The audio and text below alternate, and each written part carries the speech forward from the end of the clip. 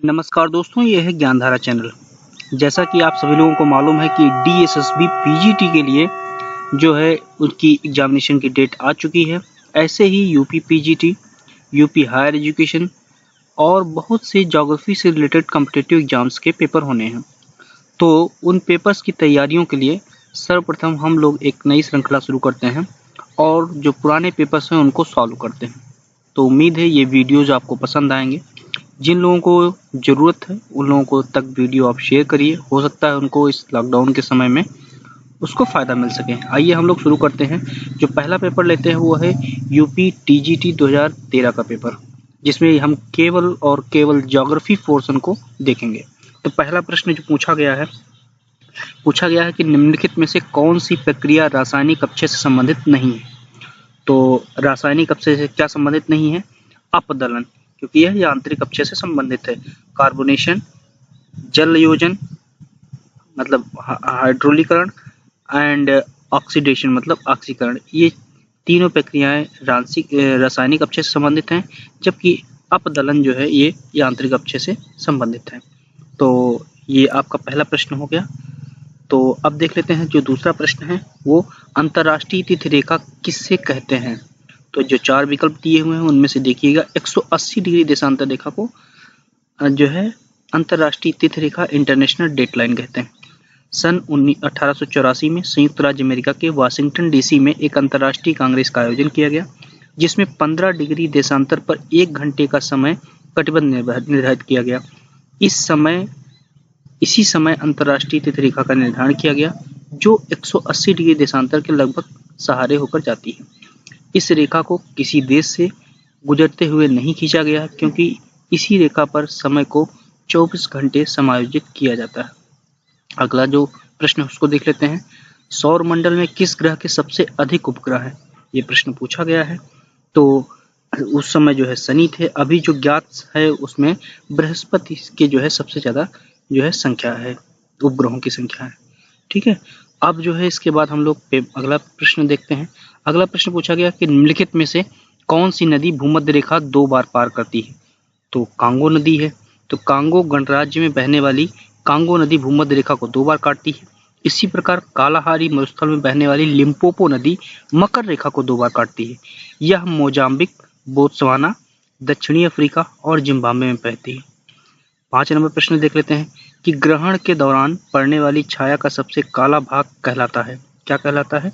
तो आप जानते हैं प्रच्छाया कहलाता है। तो सूर्य ग्रहण सदैव अमावस्या को होता है, चंद्र ग्रहण पूर्णिमा को होता है। सूर्य ग्रहण की तरह चंद्र ग्रहण भी आंशिक या पूर्ण हो सकता है तथा पृथ्वी के छोटे भाग में दिखाई पड़ता है। ग्रहण के दौरान पड़ने वाली छाया का सबसे काला भाग प्रच्छाया कहलाता है। सूर्य ग्रहण के समय सूर्य के दिखाई देने वाले भाग को सूर्य किरीट कहते हैं। तो ये आप अच्छे से इनको आप याद कर लीजिए, इसी समय रिवीजन कर लीजिए, जिससे कि आगामी परीक्षाएं जो होनी है उनमें आपको सुविधा हो सके। तो जो 6 नंबर प्रश्न है उसको देख लेते हैं। तो सूर्य की दीप्तमान सतह को क्या कहते हैं? तो सूर्य की जो दीप्तमान सतह होती है उसे प्रकाश मंडल कहते हैं। संवहनी मेखला की सतह अर्थात सूर्य के धरातल को प्रकाश मंडल कहते हैं। इसका तापमान 6000 डिग्री सेंटीग्रेड होता है। प्रकाश कई रंगों से बना हुआ है, जिसमें कुछ रंग प्रकाश मंडल द्वारा अवशोषित कर लिए जाते हैं। जहां जहां प्रकाश मंडल द्वारा रंगों का अवशोषण होता है वहां पर काली रेखाएं दिखाई पड़ने लगती हैं। अगला प्रश्न देख लेते हैं। अगला प्रश्न है कि 22 दिसंबर को सूर्य लंबवत चमकता है। कहां पर चमकता है? तो आपको मालूम है कि ग्लोब पर 3 प्रमुख रेखाएं हैं। कौन कौन सी हैं? भूमध्य रेखा, कर्क रेखा, मकर रेखा। तो 22 दिसंबर को सूर्य जो लंबवत चमकता है कहाँ पे? मकर रेखा पर चमकता है। ठीक है, तो इसका एक्सप्लेनेशन भी देख लेते हैं कि उत्तरीय अक्षांश को कर्क रेखा, उत्तरीय अक्षांश में जो एक 23.5 डिग्री की रेखा होती है उसे कर्क रेखा, या दक्षिणी अक्षांश में जो सेम 23.5 डिग्री की जो रेखा होती है उसे मकर रेखा कहते हैं। सूर्य कर्क तथा मकर रेखा के बीच वर्ष भर लंबवत चमकता है। दूसरे शब्दों में सूर्य अधः सौर बिंदु 21 जून को कर्क रेखा पर तथा 22 दिसंबर को मकर रेखा पर लंबवत चमकता है। अतः सौर बिंदु पृथ्वी पर स्थित वह बिंदु होता है जहां पर किसी दिन सूर्य की किरणें 90 डिग्री का कोण बनाती अर्थात समकोण होती। अगला प्रश्न देख लेते हैं। चंद्रमा के प्रकाश को पृथ्वी में पहुंचने में कितना समय लगता है? तो ये आपको याद करके रखना है 1.3 सेकंड। जैसा कि आप सभी लोगों को मालूम है कि प्रकाश की जो चाल है वो कितनी है, 3 लाख किलोमीटर प्रति सेकंड। ठीक है, अब 3 लाख किलोमीटर प्रति सेकंड है, तो अब यहाँ पे आपको ध्यान रखना है कि जो सूर्य से चंद्रमा की औसत दूरी है वो 3,84,000 किलोमीटर, तो लगभग में 1.3 सेकंड आएगा। ठीक है, और सूर्य से जो है रोशनी पृथ्वी तक आने में कितना समय लगता है, 8 मिनट 16.6 सेकंड लगते हैं। ये आपको याद रखना है। इसी तरह से भूमध्य रेखीय प्रदेश का विस्तार कितना होता है उसको आपको याद रखना है। तो भूमध्य रेखीय जो प्रदेश है उसका विस्तार जो है 10 डिग्री उत्तर से 10 डिग्री दक्षिण तक सामान्यतः माना जाता है। और ये भी जो विभाजन है कई तरह से होता है, वनस्पति के आधार पे कुछ और है, समझ रहे हैं, टेम्परेचर के आधार पे कुछ और है। तो यहाँ पे अभी आपको ध्यान रखना है 10 डिग्री उत्तरी अक्षांश से लेकर 10 डिग्री दक्षिणी अक्षांश तक। ठीक है, तो अब देख लेते हैं अगला प्रश्न कि निम्नलिखित में से इनको सुमेलित करना। एक तरफ स्थल रूप दिए हुए, दूसरी तरफ कारक दिए हुए। तो यार्डंग आप जानते हैं वायु द्वारा निर्मित स्थलाकृति है, ज्वारनदमुख नदी द्वारा, लटकती घाटी जो है भूमिगत जल द्वारा, नूनाटक जो है हिमानी द्वारा। तो इस तरह से आपको जो है क्या है मिलाना है। कह रहा कि कौन सा सुमेलित नहीं है, यहाँ पे ध्यान देना है कौन सा सुमेलित नहीं है। तो डी नंबर जो है वो क्या है, नूनाटक जो है यहाँ सामने दिया हुआ है क्या, भूमिगत जल, जो कि भूमिगत जल जो दिया हुआ यहाँ पे आप देखिएगा, माउस का कर्सर देखिएगा, तो नूनाटक जो है हिमानी द्वारा निर्मित होता है, ना कि भूमिगत जल द्वारा। तो ये आप उसको याद रखिएगा।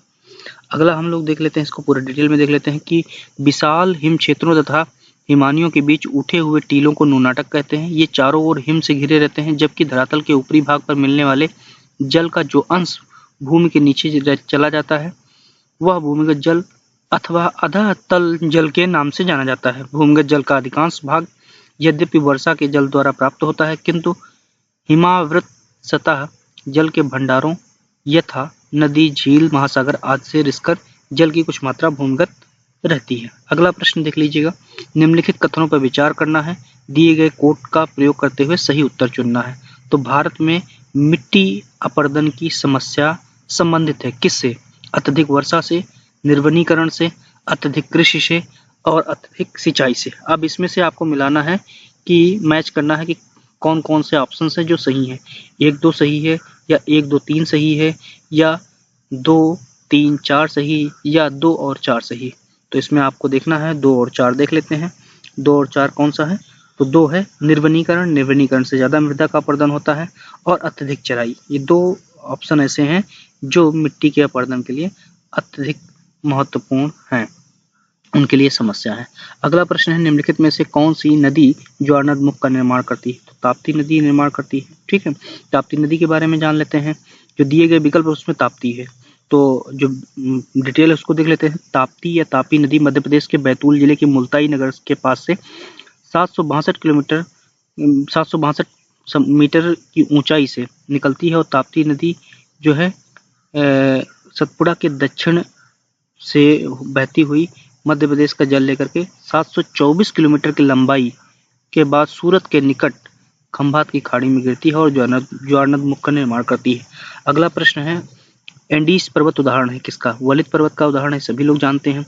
अगला प्रश्न, और वलित पर्वत के और जो उदाहरण है उनमें से आप जानते होंगे हिमालय, आल्पस, यूराल, एंडीज इत्यादि हैं।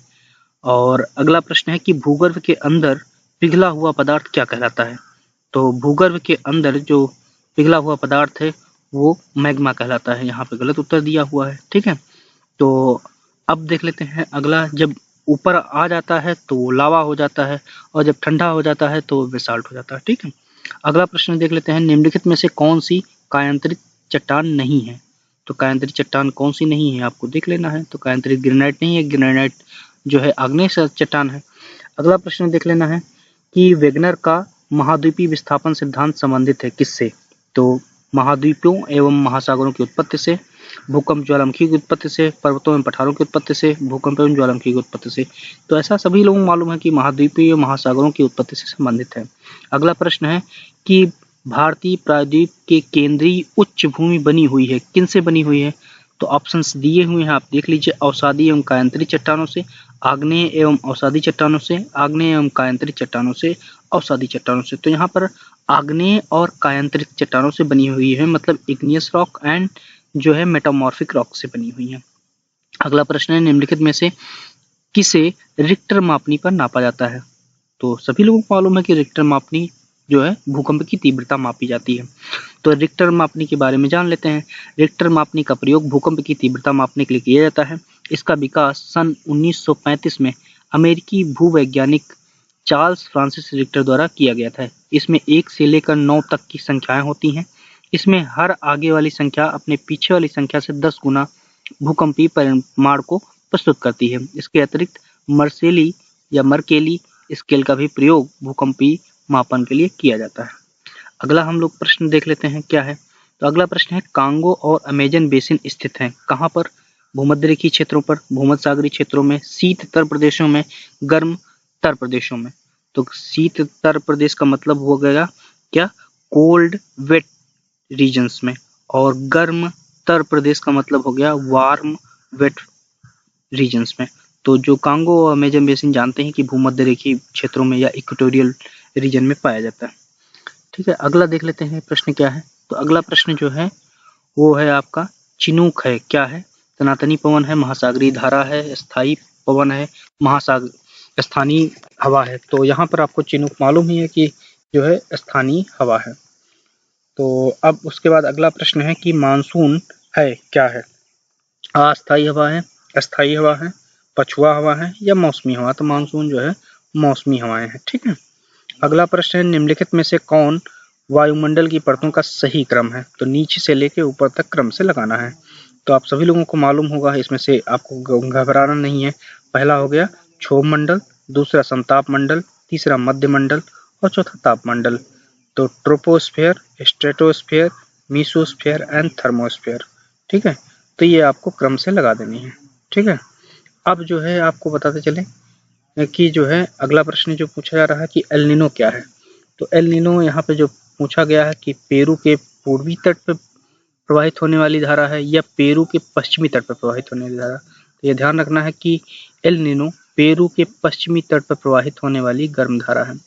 तो आपको पूरा पढ़ लेते हैं कि जान लेते हैं क्या है इसके बारे में जानकारी। तो एल नीनो पेरू तट के पश्चिम में 180 किलोमीटर की दूरी से उत्तर पश्चिम दिशा में प्रवाहित होने वाली गर्म जल की धारा है, जो प्रशांत महासागर से होकर हिंद महासागर में प्रविष्ट होकर भारतीय ग्रीष्मकालीन मानसून को कमजोर करती है। इसे विपरीत धारा के नाम से भी जाना जाता है, काउंटर करंट के नाम से भी जाना जाता है। अगला जो है प्रश्न देख लेते हैं। तो अगला प्रश्न है, निम्नलिखित में से कौन सा पर्वतीय क्षेत्र अधिकतम वर्षा प्राप्त करता है?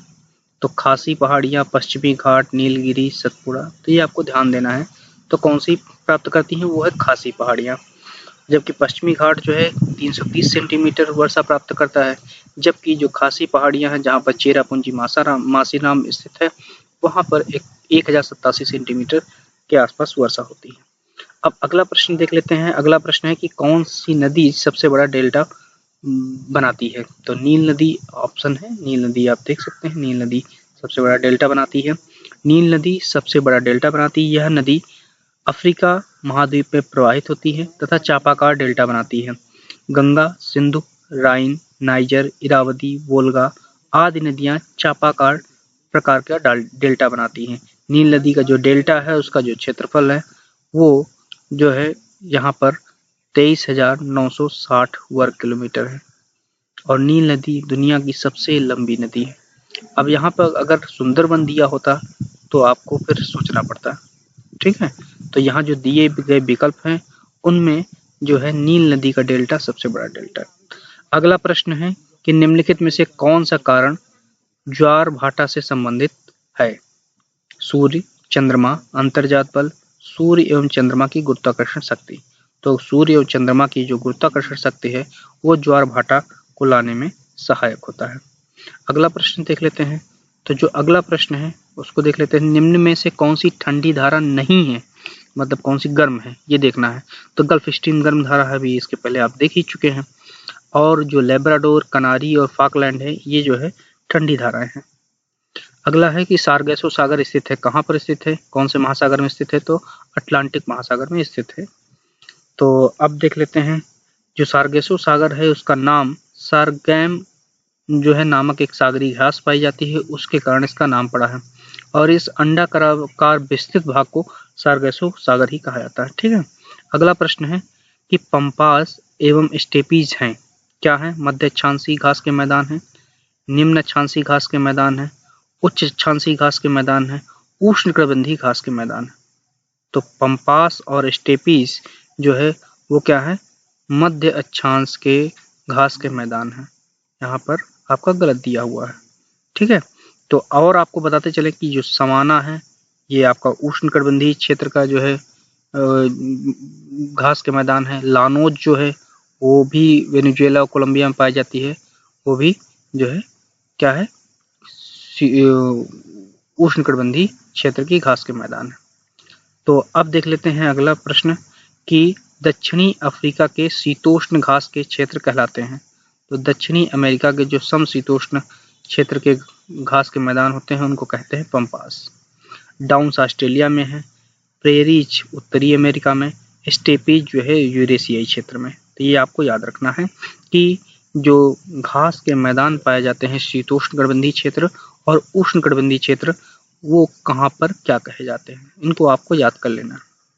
अगला प्रश्न है कि प्रमुख कारक जो प्रकृति में संतुलन बनाए रखता है, मानवीय क्रियाएं, पादप तंत्र, भोजन की उपलब्धता या पर्यावरणीय दशाएं। तो पर्यावरणीय दशाएं जो हैं वो सबसे बड़ा प्रमुख कारण है जो प्रकृति में संतुलन बनाए रखते हैं। अगला प्रश्न है काजीरंगा नेशनल पार्क कहाँ पर स्थित है? तो ये असम में है, सभी लोग जानते हैं, जो कि एक सींग वाले गैंडे के लिए सबसे ज्यादा फेमस है। अगला प्रश्न है मानव भूगोल मानव पारिस्थितिकी है, यह परिभाषा किसने दी थी? तो यह परिभाषा दी थी H.H. बैरोज ने। अगला जो प्रश्न है सूची मिलाना है, एक तरफ जनजातियां दी हैं, दूसरी तरफ संबंधित क्षेत्र दिए हैं, सूची मिलानी है। तो बुशमैन कहाँ पाए जाते हैं आपको सोचना है। तो बुशमैन आप जानते होंगे कि नामीबिया में पाए जाते हैं, समझ रहे हैं। तो उसके बाद जो पिग्मीज हैं वो जायरे में पाए जाते हैं अफ्रीका में, एस्किमो अलास्का में, गोंड भारत में। तो आप इसको मिला देना है 4 3 2 1, आप आराम से मिला लीजिए। ठीक है। फिर उसके बाद जो है ये आप आसानी से देख सकते हैं। अगला प्रश्न है कि बुशमैन निवासी हैं, इसके पहले पूछा ही गया है। तो कालाहारी मरुस्थल में पाए जाते हैं बुशमैन। ठीक है। अब उसके बाद अगला प्रश्न देख लेते हैं हम लोग। तो अगला प्रश्न जो है वो है कि निम्नलिखित में से किस समूह से एस्किमो संबंधित हैं? तो एस्किमो जो है वो मंगोलाइड ग्रुप के समूह से जुड़े हुए हैं। और आपको बताते चलें कि जो एस्किमोज हैं वो कनाडा के उत्तरी तट पर, फिनलैंड द्वीप के आसपास, हडसन में, ग्रीनलैंड में 65 डिग्री से 70 डिग्री के बीच पेटी में पाए जाते हैं। इनके शारीरिक लक्षणों के आधार पर एस्किमो जो है मंगोलाइड समूह के माने जाते हैं। अगला है कि निम्नलिखित में से किसे मानव भूगोल का जनक कहा जाता है? तो फ्रेडरिक रेडजल महोदय जो कि जर्मनी के हैं उन्हें कहा जाता है मानव भूगोल का पिता, फादर ऑफ ह्यूमन ज्योग्राफी। इन दोनों ने जो सबसे बड़ा ग्रंथ लिखा एंथ्रोपोजोग्राफिया, उसकी 2 वॉल्यूम जो है पब्लिश हुई थी, एक 1882 में और 1891 में। अब जो है इनकी जो है अगला प्रश्न देख लेते हैं। अगला प्रश्न है आर्थिक भूगोल से, जिसमें निम्नलिखित में से कौन सुमेलित नहीं है कह रहा है। तो मैक्सिको में चांदी होती सभी लोगों को मालूम है, संयुक्त राज्य अमेरिका तांबा होता है, रूस में बॉक्साइट है, बोलिविया में टीन नहीं होता है। ठीक है। तो बॉक्साइट का जो उत्पादन है कहाँ कहाँ ज्यादातर होता है, वो है ऑस्ट्रेलिया, गिनी, जमैका, ब्राजील, सुरीनाम, भारत जैसे देशों में। और रूस में कोयला, खनिज तेल, प्राकृतिक गैस की अधिकता है। चांदी की जो अधिकता है वो मैक्सिको में है, पेरू और कनाडा जैसे देशों में होती है। इसी तरह से अगला प्रश्न है कि निम्नलिखित में से किसे विश्व का कहवा बंदरगाह कहा जाता है? सैंटोस बंदरगाह है जो इसे कहवा बंदरगाह कहा जाता है। अब जो है अगला देख लेते हैं प्रश्न कि कृषि के अत्यधिक विशेषीकृत रूप का संबंध किससे है, जिसमें कहवा, चाय और रबड़ जैसी फसलें उगाई जाती हैं? बहुविधि फसल, मल्टीपल टाइप क्रॉप्स, सीढ़ीदार कृषि जो है, बागाती कृषि, विस्तृत कृषि। तो आप सब लोगों को मालूम है जो पेय पदार्थ हैं वो सब ज्यादातर बागाती कृषि के अंतर्गत आते हैं। रबड़, कोको, कहवा, नारियल, चाय, कपास, पटसन आदि बागानी या रोपण कृषि के प्रकार हैं। इस प्रकार की जो खेती है वो एशिया, अफ्रीका एवं अमेरिका के उष्ण एवं उपोष्ण कटिबंधीय क्षेत्रों में तक सीमित है। अगला प्रश्न है कोयला और खनिज तेल किस प्रकार के चट्टानों में पाया जाता है? तो आपको मालूम है कि कोयला और खनिज जो है अवसादी प्रकार की चट्टानों में पाया जाता है। अगला प्रश्न है, निम्नलिखित में से कौन सा नवीकरणीय संसाधन है? तो ऑप्शन दिए हुए हैं कोयला, खनिज तेल, प्राकृतिक गैस, वन। तो वन जो है वो नवीकरणीय संसाधन है। तो सूर्य, ज्वारीय ऊर्जा, वन इत्यादि जो है ये नवीकरणीय संसाधन हैं। और जो अनवीकरणीय संसाधन है वो है कोयला, पेट्रोलियम, प्राकृतिक गैस। अगला प्रश्न है कि भारत में गन्ने के उत्पादन के घटते क्रम में 4 राज्यों को लगाना है। तो सबसे ज्यादा जो गन्ने का उत्पादन है वो उत्तर प्रदेश में, उसके बाद जो है महाराष्ट्र में, उसके बाद तमिलनाडु में, फिर उसके बाद आंध्र प्रदेश में होता है। ठीक है, तो ये क्रम बदलता भी रहता है, इसको आपको ध्यान रखना है। अगला प्रश्न है कि विश्व का सबसे अधिक कपास उत्पादक देश कौन सा है? तो सबसे ज्यादा जो कपास का उत्पादन होता है वो चीन में होता है, समझ रहे हैं। और ये स्थान बदलते रहते हैं, चीन, अमेरिका, मिस्र में ये स्थान बदलते रहते हैं। तो अभी करंट का जो डेटा है उसको आपको देखना है। यहाँ पर केवल आपको पेपर रिवीजन कर ले रहे हैं हम लोग, जिससे कि आपको पता चल सके कि किस प्रकार के प्रश्न पूछे जा रहे हैं। और ये प्रश्न सॉल्व करने से आपको कॉन्फिडेंस आएगा, आपको पता चलेगा कि आप कितना कर पा रहे हैं, कितना नहीं कर पा रहे हैं। जो पोर्शन आपके कमजोर हैं उन पे आप विशेष फोकस करेंगे और टेक्स्ट बुक शुरू करके आप देख सकेंगे। तो अब भारत के भूगोल से जो प्रश्न पूछे गए हैं यूपी टीजीटी 2013 के पेपर में, तो उनको देख लेते हैं। तो निम्नलिखित देशों में से किसकी स्थल सीमा भारत से सबसे अधिक लगती है? तो बांग्लादेश है जिसकी सबसे अधिक सीमा लगती है। जो सीमा लगती है कुल जो लगती है वो 4096 किलोमीटर लगती है। अब भारत के संदर्भ में कुछ और चीजें जान लेते हैं कि भारत की कुल स्थलीय सीमा की जो लंबाई है वो 15,200 किलोमीटर। इसी तरह से जो तटीय भाग की जो लंबाई है, जो तट रेखा है, वो 7,516.5 किलोमीटर।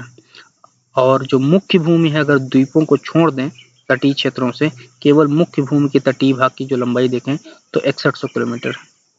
और अब देख लेते हैं अगला प्रश्न कि भारत के निम्नलिखित बंदरगाहों में से कौन उड़ीसा तट पर अवस्थित है? तो यहाँ पर पारादीप जानते हैं उड़ीसा में स्थित है, विशाखापट्टनम आंध्र प्रदेश हो गया, हल्दिया पश्चिम बंगाल और मुंबई जो है महाराष्ट्र में। ठीक है, अब अगला प्रश्न है कि निम्नलिखित नगरों में से कौन सा भारत का पिट्सबर्ग है? पिट्सबर्ग लोहे के उत्पादन के लिए जो जाना जाता है, तो जमशेदपुर दिए गए विकल्पों में भारत का पिट्सबर्ग कहलाता है। ऑप्शंस जो दिए हुए हैं देख लीजिएगा, राउरकेला, दुर्गापुर, जमशेदपुर, भिलाई। ठीक है, अब जो है अगला प्रश्न देख लेते हैं कि निम्नलिखित में से कौन सी नदी हिमालय से परे की नदी है? तो हिमालय से परे की नदी मतलब कि हिमालय से ना निकल करके हिमालय के ट्रांस हिमालय से निकलती है। ठीक है, तो यहाँ जो विकल्प दिए हुए हैं गंगा, यमुना, रावी, सतलज। तो सतलज नदी जो है वो जो है पूर्ववर्ती नदी है और हिमालय से परे से निकलती है। ठीक है, सतलज या शतद्रु नदी कैलाश पर्वत के दक्षिणी ढलानों पर मानसरोवर झील से निकटकर 5000 मीटर की ऊंचाई से राजस्थान से निकलती है और तिब्बत में यह नदी बहुत सकरे भाग में बहती है। भारत में यह नदी 1050 किलोमीटर लंबी है। अगला प्रश्न देख लेते हैं, विश्व का चीनी का कटोरा किस देश को कहा जाता है? तो क्यूबा को कहा जाता है। अगला प्रश्न है, निम्नलिखित में से कौन सा सही सुमेलित है? हरित क्रांति खाद्य कौन सा सही सुमेलित नहीं है? अब यहाँ ध्यान देने योग्य है कि जब आप पेपर पढ़ने चलते हैं तो ये ध्यान रखना है कि सुमेलित नहीं है पूछ रहा है कि है। तो जल्दबाजी में कहीं सुमेलित नहीं है पूछा गया और है पढ़ दिए तो आपका नुकसान हो सकता है। ये ऐसा कई बार होता है। तो हरित क्रांति जो है वो खाद्य उत्पादन से, नीली क्रांति मछली उत्पादन से सही है, श्वेत क्रांति दुग्ध से है और पीली क्रांति जो है इस्पात से। पीली क्रांति जो है इस्पात से ना होकर के ये जो है दलहन और तिलहन के उत्पादन से है। तो आपको ध्यान रखना है तिलहन के उत्पादन से ज्यादातर है। ठीक है, और जो लाल क्रांति है वो मांस के उत्पादन से है। अब अगला प्रश्न है उसको देख लेते हैं कि निम्नलिखित में से किसे वैश्विक विरासत का वन माना जाता है? तो वैश्विक विरासत का वन जो है फॉरेस्ट ऑफ ग्लोबल हेरिटेज किससे कहा जाता है? तो पश्चिम बंगाल के जो सुंदर वन है उनको जो है वैश्विक विरासत का वन कहा जाता है। ठीक है, तो ये आपने देख लिया। अब जो है अगले जो प्रश्न है उनको भी देख लेंगे। तो इसके पहले जो है हम आपको बताते चले कि भारत में विश्व धरोहर के रूप में 5 नैसर्गिक स्थानों का चयन किया गया था, जो है काजीरंगा राष्ट्रीय उद्यान असम में जो स्थित है, मानस वन्यजीव अभ्यारण्य जो है वो असम में, सुंदरवन क्षेत्र जो है पश्चिम बंगाल, केवलादेव राष्ट्रीय उद्यान राजस्थान, नंदा देवी जो क्षेत्र है वो उत्तराखंड। अगला प्रश्न है कि हजारों झीलों की भूमि किस देश को कहा जाता है? तो फिनलैंड को कहा जाता है। सभी लोगों को मालूम है, आपको रट लेना है अगर नहीं मालूम है तो।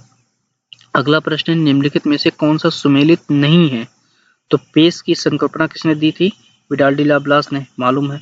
रुको और जाओ नियतिवाद या निश्चयवाद किसने दिया था? ग्रिफिथ टेलर, मालूम है।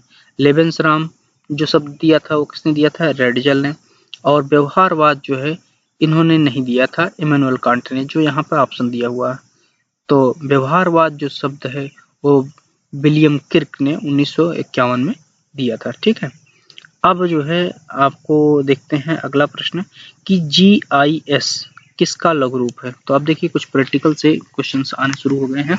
तो GIS जो है ज्योग्राफिकल इंफॉर्मेशन सिस्टम, भौगोलिक सूचना प्रणाली जो है इसका शॉर्ट फॉर्म है। ठीक है, तो आप इसको देख सकते हैं।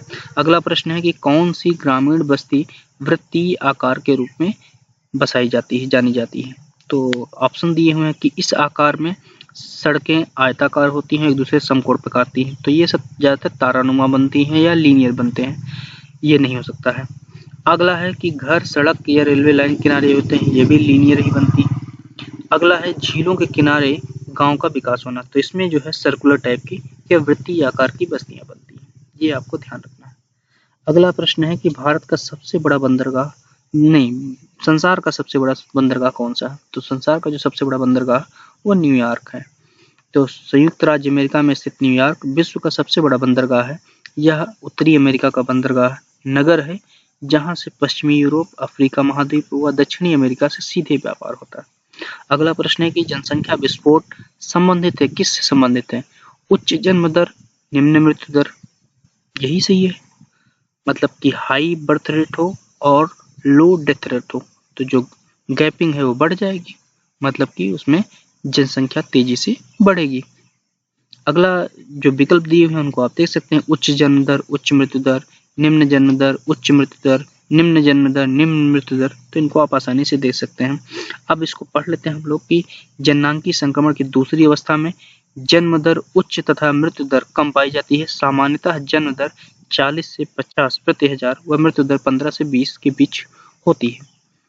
जन्म और मृत्यु के इस भारी अंतराल के कारण जनसंख्या विस्फोट की स्थिति जननांगी संक्रमण की द्वितीय अवस्था में माना जाता है, वो होता है। अगला है कि कूट मिलाना है, दिवस एक तरफ दिए हुए हैं, दूसरी तरफ तिथियां दी हुई हैं, इनको आप ध्यान से देखिएगा और मिलाइए आसानी से, बहुत आसान है। तो विश्व पर्यावरण दिवस 5 जून को सभी लोगों को मालूम है। विश्व वन दिवस जो है आपको मालूम है 20 मार्च को होता है। विश्व आवास दिवस 3 अक्टूबर को और विश्व ओजोन दिवस 16 सितंबर को। तो आप इसको आसानी से मिला सकते हैं, तो ये आपको ध्यान रखना है। और जो इसमें एक ऑप्शन रह गया है 10 दिसंबर, तो 10 दिसंबर को अंतर्राष्ट्रीय मानवाधिकार दिवस मनाया जाता है, ये आपको मालूम है। अब अगला देख लेते हैं प्रश्न। अगला प्रश्न है कि निम्न में से कौन सा देश सबसे अधिक मछली उत्पादन करता है? तो जो विकल्प दिए हुए हैं उनमें जापान, नॉर्वे, चिली, पेरू। तो पेरू जो है सबसे अधिक मछली उत्पादन करता था उस समय 2013 के डेटा के अनुसार। वर्तमान समय में तो चीन और जापान सबसे आगे हैं, तो चीन जो है इस समय सबसे ज्यादा उत्पादन कर रहा है। अगला जो है देख लेते हैं कि सर्वप्रथम भूगोल शब्द का प्रयोग किसने किया था? तो इरेटास्थनीज महोदय ने सर्वप्रथम ज्योग्राफिया या भूगोल शब्द का प्रयोग किया था। ऑप्शन और दिए हुए हैं, हेरोडोटस, हेरोडोटस को जो है इतिहास का पिता कहा जाता है। एनेक्जीमेंडर ने नोमोन नामक जो है यंत्र बनाया था। हिकैटियस को भूगोल का पिता कहा जाता है, और जबकि इरेटास्थनीज को क्या कहा जाता है? जियोडेसी का पिता कहा जाता है, भूगणित का पिता कहा जाता है।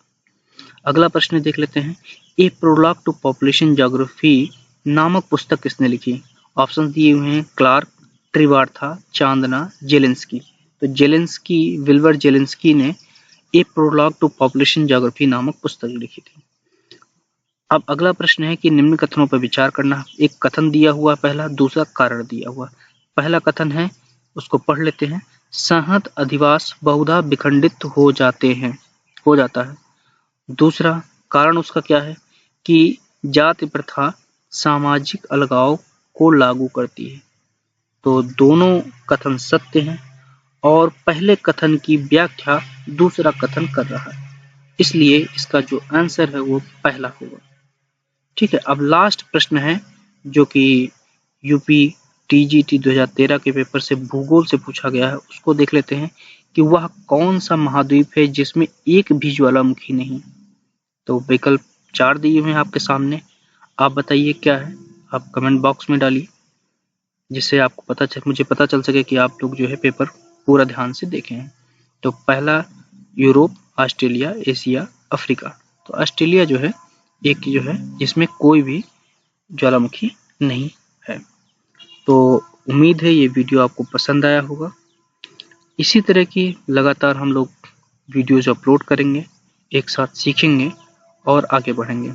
रही बात, ये सब जो पेपर हैं बहुत सरल हैं, बहुत आसानी से हो जाएंगे। धीरे धीरे सरल से हम कठिन की ओर बढ़ेंगे। तो पहले हम लोग टीजीटी डाल लेते हैं, फिर पीजीटी के बारे में करेंगे, फिर हायर एजुकेशन असिस्टेंट प्रोफेसर की जो वैकेंसी होती है उनको देखेंगे और साथ में यूजीसी नेट देखेंगे। तो इस तरह से हम लोग धीरे धीरे पहले पेपर सॉल्व कर लेंगे। पेपर सॉल्व करने से एक फ़ायदा होता है कि हम लोग समझ सकेंगे कि हमारी जो हम कितना परसेंट कर पा रहे हैं, और ज्योग्राफी का वो कौन सा भाग है जिसमें हम प्रश्न नहीं कर पा रहे हैं, उनको हल नहीं कर पा रहे हैं। तो उन प्रश्नों को सॉल्व करने के लिए हम लोग टेक्स्ट बुक पढ़ेंगे, टेक्स्ट बुक पढ़ के फिर आगे सॉल्व करेंगे। धन्यवाद।